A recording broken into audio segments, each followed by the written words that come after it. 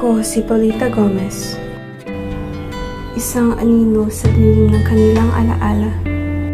Isang pangalan na madaling kalimutan. Sa harap ng mga tao, ako'y isang larawan ng karangyaan at kasiyahan.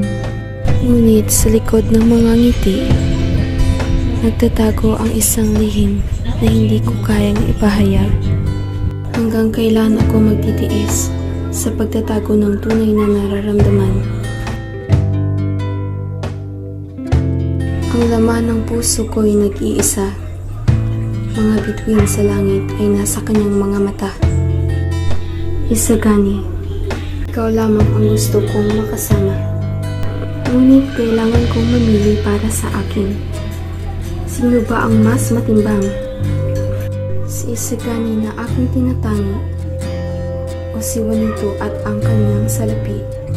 Sa mundong mapaninlang ng ngiti at pusong nagdurusa, patuloy akong maghahanap ng liwanag sa dilim ng aking mga pangarap. At sa huli, ako'y maglalakad sa altar. Kaharap ay hindi ikaw. Ako'y isa lamang babaeng nangangarap. Patawad at paalam, minamahal kong Isagani.